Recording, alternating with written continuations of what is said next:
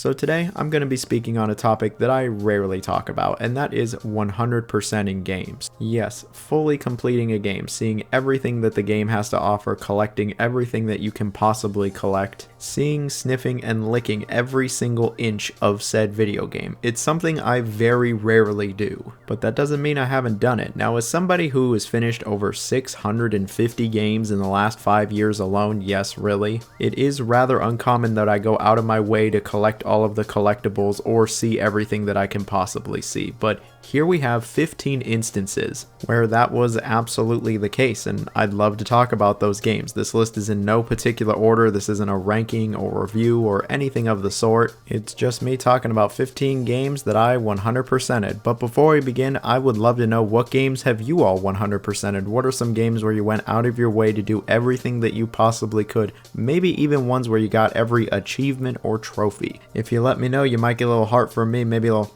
Let's get a discussion going. If you haven't already, please subscribe. Subscribing really does help out the channel. Really do appreciate it. So with that, let's get to it. What's the first game? So for a list like this, I had to start with SpongeBob Battle for Bikini Bottom. I absolutely love SpongeBob Battle for Bikini Bottom. I played this game a lot when I was a kid, and I've actually 100%ed it more than once. For the two people who are unfamiliar with this game, it is a 3D platformer collectathon, and I remember as a child I had this game on my GameCube, and it took me ages to 100% it, collecting all of the golden spatulas, getting enough shiny pieces, and then finding Patrick's socks. Yes, I remember it taking an exceptionally long time to find all of Patrick's socks. It took me what felt like years to find all these socks because of how hidden some of them were. And I was just a kid. I didn't know about no game facts or walkthroughs or anything like that. I scoured, searched, combed these levels inch by inch to find all of these stupid fucking socks. But you know what? I found all of them and actually got every single gold spatula, which, if you're unaware and I guess not paying attention, is the main collectible of the game. But what's great is that the game was actually remade back in 2020, and you know what? I did the same exact thing. I went and got every single collectible again, and it was an absolute blast. It was such a fun throwback down memory lane, and what's crazy is that I actually remembered where a lot of these socks and golden spatulas were. Yeah, despite playing legit thousands of video games and usually having the memory of a goldfish or 37-year-old meth head, I still found myself able to 100% the game without having to look up like anything. I think I had to look up a few of the socks locations, but that was it. I collected almost everything from just memory. And who knows, maybe in the next few years I'll 100% the game again, because it's just such an enjoyable experience. I find it so entertaining and enduring. I also do have a lot of nostalgia for this game, so that absolutely does play a part in it, but it's one of those experiences where, yeah, for the most part, I think it actually is worth 100%ing this one. Unless you're just absolutely hating the game, then obviously don't do that. There was also the SpongeBob movie game, which I think I might have 100%ed as a kid, but I can't tell you for certain. So for this list, I'm just going to leave it at Battle for Bikini Bottom, but yeah, the game's an absolute classic. So another game that I absolutely love that I've 100%ed is Burnout Paradise. I've made it very well known that I really truly love Burnout Paradise on so many levels. It's my favorite Burnout title, and even though I would struggle to say that Paradise is the best in the series, it's easily the game I have the most amount of time in, and it's the only one that I've actually gone out of my way to do absolutely everything. And that actually is quite a bit in Paradise. It's more than just winning all of the races. It's unlocking all of the vehicles, it's finding all the shortcuts, it's smashing all of the billboards, going off all the crazy jumps, and beating all of the road rules. And while I feel that most of that is done through just natural play of the game, you are eventually going to have to veer off on your own and explore if you want to smash all the billboards, find every little shortcut, and really see everything that there is to see. But it is so much fun. I really could not get enough of this game, whether it's its incredible sense of speed, the very well designed open world, or the game's impeccable soundtrack. I was just having an absolute blast. And what's even crazier is that I've almost 100%ed this game twice. I 100%ed it back when I was much younger, and then I remember I came back to it after several years and ended up legit almost 100%ing the entire game again. Outside of the collectibles and some of the road rules, I had done just about everything. Burnout Paradise is actually one of those peak racing game experiences, and when it comes to open world racing games, I don't know if it's ever been topped all these years later. Like, yeah, there's Forza Horizon 5. There's Mario Kart World. I can't even say that with a straight face. Look, when it comes to open world racing games, not even close. Burnout Paradise is the GOAT. There's a reason I went out of my way to do absolutely everything I could in this game, and I'll do it all over again. I'm sure I will again at some point. I'll make sure that the next time I do though will be that new fancy remastered version that exists now. So another open world game that I absolutely loved that I also 100%ed was Just Cause 3 back in 2015. Now I had played Just Cause 1 and quite a bit of Just Cause 2, but Just Cause 3, this one really hit different for me. And I remember just having so much fun with this game that I just didn't want to stop playing it, and so I said, I'm going to do everything. I'm actually going to 100% the game. And I remember that December sitting there and playing a hell of a lot of Just Cause 3, and I really never got sick of it. I love the wingsuit, it was so much fun flying around, and there was so much to do in this game. Obviously there were all the main missions and some side quests, but going for 100%, it involved quite a bit more. You had to blow up like everything you could possibly blow up across the entire map. But I remember doing just that. I remember it took quite a while, but I actually scoured the entire map and blew up every single thing. And it was just such a good time. I genuinely did have a lot of fun blowing everything up. There were also a number of collectibles, and I remember I did have to actually look up some of these, like some of those insane jumps that exist here, but I went and did it, found all the jumps, all the collectibles, blew everything up, did all the side quests, and I remember that there was actually a bunch of challenges that would show up as well, and you would get ranked on these challenges, and I went out of my way to get the highest ranking on everything, and I absolutely don't regret it. Of the entire Just Cause series, this one is easily my favorite. It's the one I clicked with the most, and it's probably low-key the reason why I don't like Just Cause 4. Like, I played so much of 3, and then 4 was pretty much the same that I was just kinda done with it. But hey, what can I say? That wingsuit really is a hell of a lot of fun. It's like the best wingsuit of any video game, not even close. Rico just goes crazy with it, the explosions go crazy. This game is probably one of my favorite open world games ever, which is why I'm happy to say that yeah, I did 100% it. So here we have another game from my childhood that I actually played on stream a few weeks ago, that being Shrek 2, the video game. Now, if you're unfamiliar with this one, it is based off of the Shrek 2 movie, and it's actually a beat-em-up, but there is a fair number of collectibles in this game. And as a child, I absolutely adored this game. I thought it was so much fun. I thought the combat was great and the exploration was really good. Nowadays, yeah, the combat's fine and the exploration is okay, but you know what? This is one of the better movie video games overall. And it's the only one that I've ever 100%ed. I remember going out of my way to find all of the collectibles. There's a fair amount of hidden ones here. These like slug things actually get really hidden, especially towards the later half of the game, and it's going to take a while to find all of them unless you have some kind of a guide or walkthrough. Outside of collecting these, there's obviously still beating all of the levels, and then I remember there were these bonus stages that I actually really liked for some reason, and yeah, those needed to be completed as well. This one is pretty straightforward to 100%, it's just find the few hidden collectibles and beat the game. But again, it's a movie tie-in game. The fact that it has any of this and that it's actually, you know, good is pretty remarkable in itself. I think this game is great. If you like Shrek, it's worth playing, and maybe it's worth 100%ing. Probably not, but as a kid, oh, I was all over that shit. So for this one, I actually have a few games, a few Lego games, I shall say. Yes, I am one of those people who have 100%ed some Lego games. Getting all of the gold bricks, getting all of the red bricks, getting all of the characters, reaching True Jedi or whatever they call it depending on the game. Collecting all of the mini kits, getting all of the cheat codes, everything. We're talking unlocking everything. There's a few Lego games I've actually done it for. The first one I ever did it for was Lego Star Wars The Complete Saga, which I remember actually doing as a kid and then like a decade later doing it as an adult, and it was a great time then and it's still a lot of fun now. I also 100%ed Lego Star Wars The Force Awakens. I was actually just really excited about this game and went and got everything, and I still think the game is pretty decent nowadays. Dare I say it is a bit underrated thanks to the Skywalker saga. I did not 100% the Skywalker saga, that just seems like a gargantuan task, but I did 100% more than just Lego Star Wars. I also 100%ed Lego Batman 1 and Lego Batman 2. As a kid, I absolutely love Lego Batman. I mean, what kid doesn't love Lego Batman? So I went and got all the characters, found all of the collectibles, etc. I remember I even had the Prima guide for Lego Batman, and I'd actually look in the guide to, you know, find everything. And then Lego Batman 2, oh, this is like my favorite Lego game of them all with the complete saga. This was the first open world Lego game and the first Lego game to have voice acting, and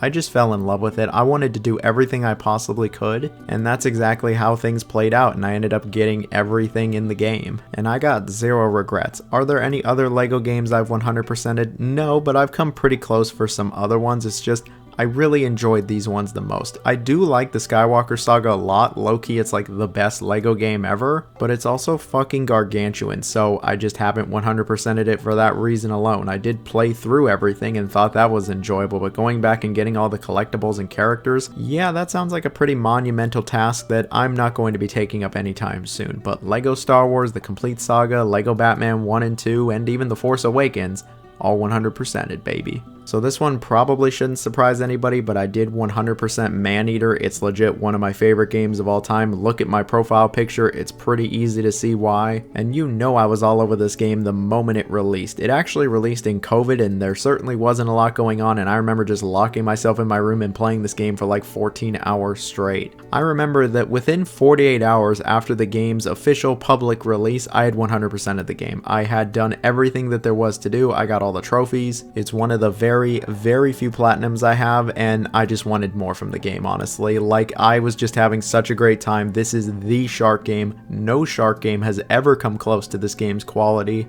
and I think it's a phenomenal video game. It absolutely has some flaws, but it was just one of those games that I could not get enough of. It was one of those games that I feel like I had been waiting my entire life for. I just wanted a shark game where you could go absolutely nuts, and this game is that. Forget just staying in the water and hunting down fish. You are jumping out of the water and taking out boats, people on the beach. You're jumping through neighborhoods. You're even taking down helicopters. It is as ridiculous as it gets, and it's so much fun. It's such a good time. It actually controls really well, and when it comes to collectibles and 100%ing, I actually found it to be pretty enjoyable. There's a number of collectibles, there's plenty of objectives strewn across the map, and then there's also the apex predators to take out, and yeah, I found a way to do everything as fast as I possibly could. This is another one of those games that I would actually love to return to at some point, maybe for like a stream or something. I played the game on PS4 and I remember there was a lot of issues when it came to the technical state of this game. Like the frame rate would just start chugging in some areas and there was a fair amount of glitches, but I'm sure like all of that has been ironed out for the PS5 version. Either way, Maneater is a super underrated game that does not get talked about enough, and it's genuinely one of my favorite games of all time, and that's why I've 100%ed this bad boy. So here I got another double header, another double creature feature with Banjo-Kazooie and Banjo-Tooie. I've made it very well known that I love both of these games to pieces. They're some of my favorite 3D platformers of all time, and so naturally they are games I've 100%ed. I've gotten every music note, I've gotten all of the jiggies, I've gotten the many collectibles of Banjo-Tooie, and done all the backtracking. The first game, Banjo-Kazooie, is a lot more straightforward to 100%. You really just have to get all of the collectibles, all of the notes, the Jinjos, the jiggies, the Cheetos, pages, etc. And yeah, it's a pretty enjoyable time. It's also a lot more simple when it comes to collectibles. There isn't really any backtracking outside of a few jiggies, and that it's a relatively easy time if you want to get all the collectibles. As a kid I was able to do it, and as a teenager I remember I didn't even struggle at all, and then as an adult I could do it in my sleep. Yeah, I've come back to this game a number of times. But then we have Banjo-Tooie. This game is a lot more complicated to 100%. I've actually only 100%ed it once. I remember as a kid and even a teenager I just could not figure out some of these areas. They're way more complicated than what the first game has, and it's also a lot more difficult, and it certainly doesn't help things that on original hardware this game runs at like 10, maybe 15 FPS on a good day. But as an adult playing the Xbox One version of the game, I was able to actually 100% the game, and yeah, I really respect Banjo-Tooie. I really like the direction they took. Yeah, it's a lot more complicated, it's a lot more difficult, and there's a fair amount of backtracking, but I actually really enjoyed the backtracking. I liked going back to these areas. I think this game has a great sense of exploration, and it really builds on what the first game had. They actually really move things forward, and while I know that's probably an unpopular opinion, this is one of those cases where I think more is better. Either way, I've 100%ed both of these games, and in Kazooie's case multiple times, and I'm certain I will in the future as well. Since it seems pretty clear that we're just never getting another Banjo game, I guess I can hope for these games getting maybe remade at some point in the future. When they do, if Microsoft gives a fuck about Banjo, I'll be there day one to 100% these games no matter what. So I promise it's not just older titles and games from my childhood. We also have Astrobot, which came out in 2024. Yeah, this is one of the few modern games that I've actually 100%ed. I also wanted to put Infinite Wealth here, but I didn't do all those stupid fucking challenges and I don't want to be disingenuous, so I'm not including it. But Astrobot, legit, I've actually went and gotten all the collectibles. I completed all of the levels, rescued all of the other bots, got as many coins as I possibly could to get all of the outfits. This was just one of those experiences where I was like, yes, I want to sit down and get everything. I want to do everything I possibly can. I'm enjoying the game so much that I want to see everything I possibly can see.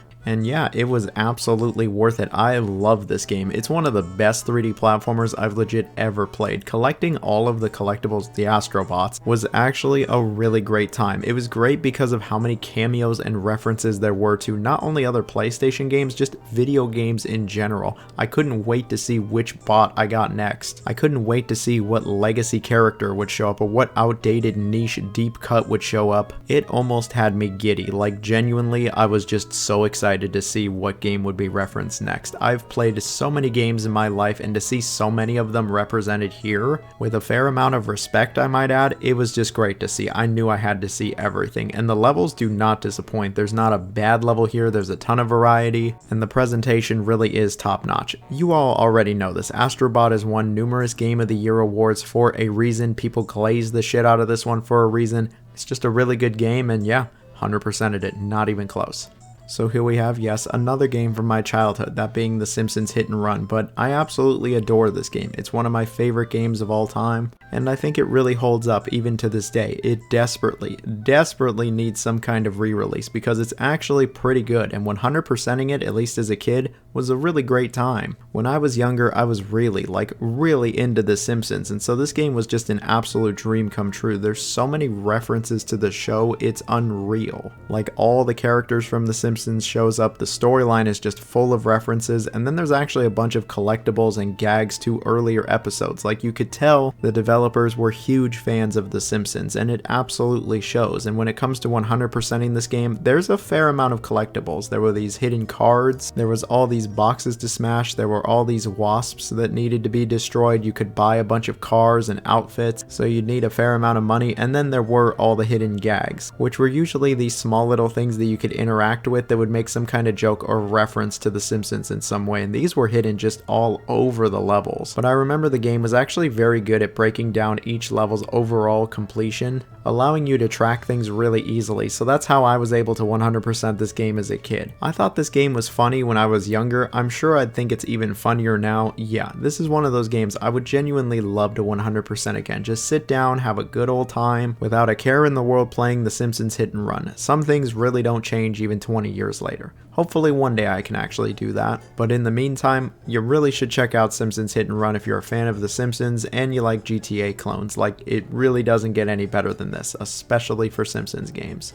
But on the topic of GTA clones or GTA inspired games, we have Saints Row the Third. No, your ears do not deceive you, I am actually talking about Saints Row, and it's not the shitty reboot either. Saints Row the Third, I actually love this game. I rarely ever talk about it, but it's legit one of my favorite games from the 2010s. I actually got it day one. I was super excited for it, and once I got it, I played so much of it. I played so much that I ended up 100%ing it. I did all of the missions, all of the side objectives, I unlocked everything, and got all of the collectibles, and it was such an enjoyable time. This game has some truly wacky shit going on, and it's still incredibly memorable to this day. Could this be made, especially in a AAA setting these days? I'm not really so sure, but I'm really glad that it got made, and that's because I've had so much fun with it. It's so unhinged and just entertaining. Like, it's got so much ridiculous shit in it. When the gimps show up, when our favorite Cheshire cat shows up, you know shit's gonna get crazy, and the game has no shortage of incredible weapons or incredible vehicles. I remember I thought it was the coolest thing that you get to fly a VTOL in this game, and yeah, it still is pretty cool all these years later. It's one of the rare open world games where I really wanted to see every square inch of it. Like, I explored everywhere I could, and eventually you can get something that tells you where all the collectibles are at, which is what I did to get everything, but just driving around and causing chaos, it will always be a good time. Saints Row 4 is pretty good as well, and Saints Row 2 was no slouch either, but Saints Row the Third,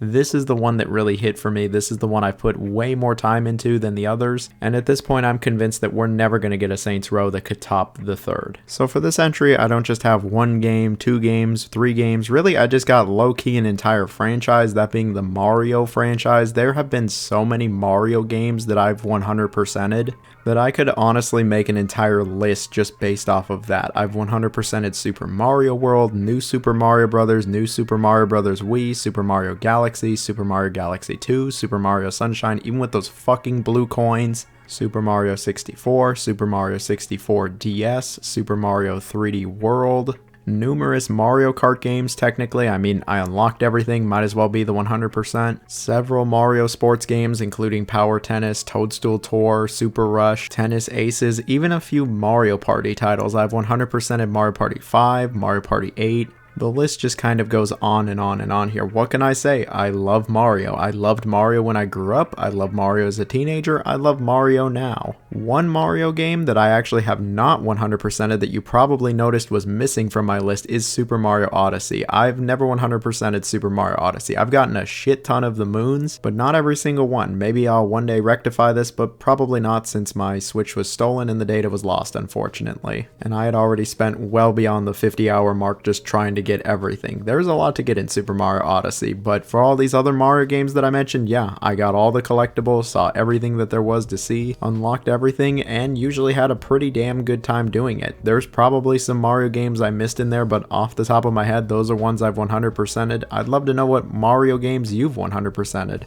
If you tell me at least one game, you're guaranteed to get a heart. You're guaranteed to get a spicy nugget, wink wink. Anyway, on to the next entry. So this one's probably pretty unexpected. It might be the biggest surprise of the entire list. It's the Mad Max game that came out in 2015. I remember this came out just a few months before Just Cause 3, and it was actually by the same developer. Avalanche Studio really was just popping off, and I absolutely love the Mad Max game. Like, I really genuinely enjoyed the shit out of this game. Yeah, it absolutely has some shortcomings, and there are certain areas where the game totally could have been better, but man, I really love this game for what it was. I love the environments, I like the storyline, I like the references to the other Mad Max movies. It was just fun. I had such a good time exploring this open world, checking out all of its secrets, investigating every nook and cranny, and then actually taking out all of the enemy strongholds. Yeah, it's one of those open world games where there's just a shit ton of enemy strongholds. I took them all out, and that's because I actually really did enjoy the hand-to-hand combat. Yeah, it was pretty similar to Arkham, but I still think it was good, and the car combat, while it wasn't amazing, it more than got the job done, and there were plenty of great moments to it.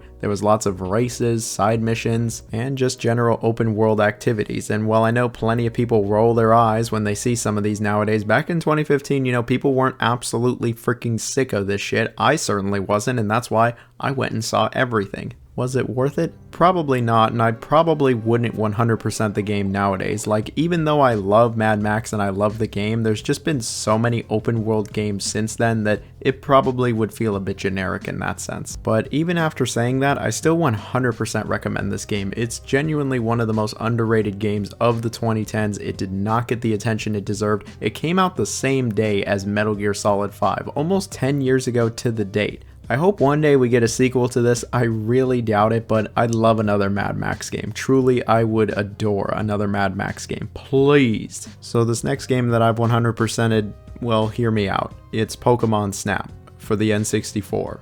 Not new Pokemon Snap, the original Pokemon Snap. If you're unfamiliar with this one, it's the Pokemon game where you're taking pictures. It's also like 2 or 3 hours long to 100%. Hey, I didn't say that these were the hardest games to 100%, they were just games that I've 100%ed, and yeah, I've 100%ed Pokemon Snap a few times. I remember 100%ing it as a kid, and then I remember going back as an adult to do a video on N64 Pokemon games, and ended up 100%ing it there as well, since the game is so short. To 100% this game, all you have to do is get a picture of every type of Pokemon and some legendary landmarks. There are some bonus variants of Pokemon that show up, and those are a bit harder to get, but I've gotten pictures of all of those as well. The surfing Pikachu, the singing Jigglypuff. There's actually a fair amount of variants for these Pokemon, but it's still not going to take you more than a few hours at most. This is still a chill, fun little game that I still can come back to nowadays and have a nice time with, but yeah, new Pokemon Snap kinda clears this one. Still, I did 100% it.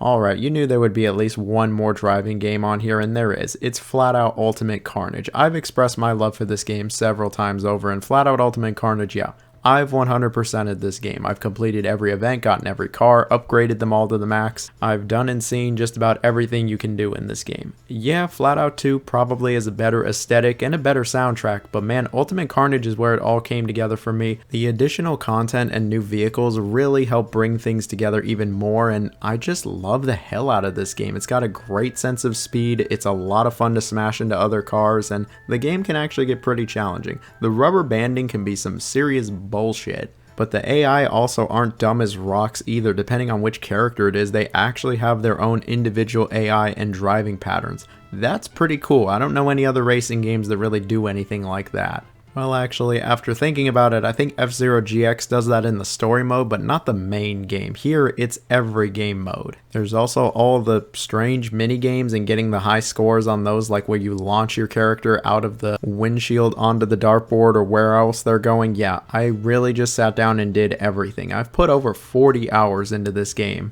And it really is, at least in my opinion, one of those top tier racing games. Like, there's not many other racing games I would put above Ultimate Carnage. And that's why I 100%ed it and stand by it all these years later. And then to finish things off, we got another double creature feature with Crash Bandicoot. This time it's Crash Bandicoot 3 and Wrath of Cortex. I've almost 100%ed a few other Crash games, like Crash 2, Twinsanity, and even Crash 4, but the only ones that I've really 100%ed or gotten beyond 100% is Crash 3 Warped and Wrath of Cortex. And funny enough, I wouldn't even say Wrath of Cortex is all that good of a game. As a kid, I just really wanted to 100% this game, no matter how mad it made. And looking back, Wrath of Cortex is 100% not a game I would recommend anybody 100%. Like, it's just not worth it. It's not that great. Crash 3 though, on the other hand, oh, this game is phenomenal. This is like the best Crash game of them all, and I think it's an absolutely delightful experience to 100%. The game isn't gargantuan like Crash 4. You can 100% this game in around the 10 to 15 hour mark, and it's really enjoyable. All the levels are varied from each other. Breaking all of the boxes isn't stupidly difficult, and you're not going to need a guide. Getting all of the gems is pretty reasonable, and the time trials, the relics, aren't ridiculous either. And the game gives you plenty of bonus content for getting all of the stuff as well. I think it's just one of those experiences where they want you to go for 100% and actually make it worth your time. And nowadays, it's genuinely one of my favorite games that I've ever 100%ed. I love just about all of these games actually, but man, Crash 3, this one hit really well. Anyway, that's it for today's video. These were some games that I've 100%ed. Maybe I'll make a part 2 if I can remember any others, or if that changes sometime in the future, we'll see. But that's it for today. Stay safe, y'all, and talk to you later. Bye-bye.